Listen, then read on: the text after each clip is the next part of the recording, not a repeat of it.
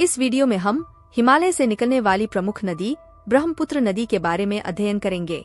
हमने अपनी पिछली वीडियो में हिमालय से निकलने वाली महत्वपूर्ण नदी गंगा नदी और सिंधु नदी के बारे में चर्चा की है। अगर आपने वह वीडियो नहीं देखी है तो आप उसे अवश्य देखें।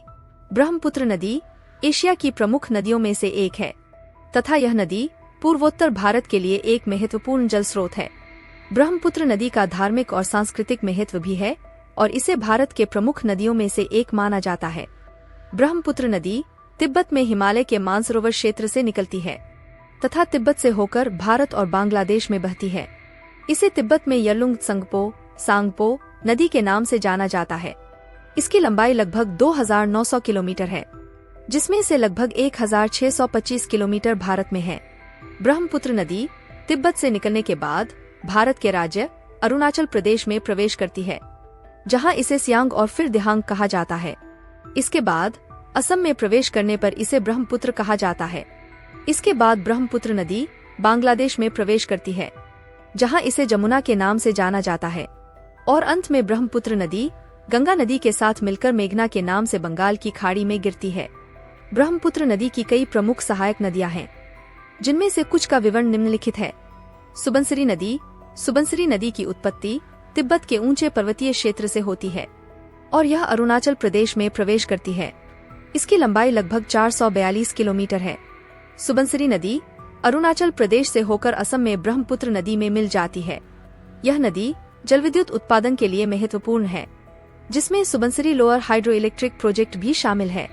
लोहित नदी का उद्गम भी तिब्बत से होता है और यह भारत में अरुणाचल प्रदेश में प्रवेश करती है। लोहित नदी की लंबाई लगभग 200 किलोमीटर है।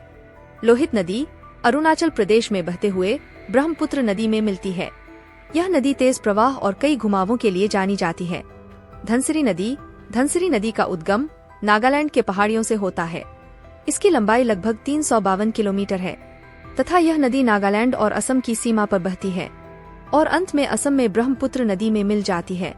यह नदी कृषि और मछली पालन के लिए महत्वपूर्ण है। मानस नदी भूटान की पहाड़ियों से निकलती है। इसकी लंबाई लगभग 376 किलोमीटर है तथा यह नदी भूटान से असम में प्रवेश करती है और ब्रह्मपुत्र में मिल जाती है। मानस राष्ट्रीय उद्यान को जल प्रदान करती है और पर्यावरणीय दृष्टि से अत्यंत महत्वपूर्ण है। दियांग नदी तिब्बत के ऊंचे क्षेत्रों से निकलती है। दिहांग नदी अरुणाचल प्रदेश से बहती हुई असम में ब्रह्मपुत्र में मिल जाती है। इसके अलावा जयमोली, तीस्ता कामेग, संकोश आदि भी ब्रह्मपुत्र की सहायक नदियां हैं। यह नदियां ब्रह्मपुत्र नदी की मुख्य सहायक नदियां हैं, जो इसके जल स्तर को बनाए रखने में महत्वपूर्ण भूमिका निभाती है।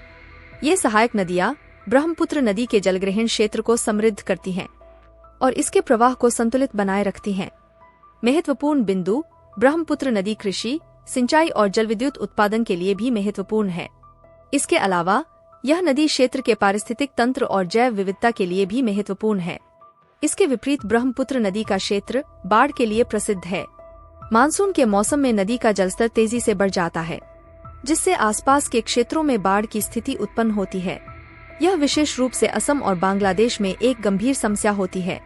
अगर आपको हमारी वीडियो अच्छी लगी हो तो वीडियो को लाइक करें और ऐसे ही तत्व की जानकारी के लिए हमसे जुड़े रहें और हमारे चैनल को सब्सक्राइब जरूर कर लें और बेल आइकन को प्रेस कर दें, जिससे हमारी आगे आने वाली वीडियो की नोटिफिकेशन आपको मिल सके।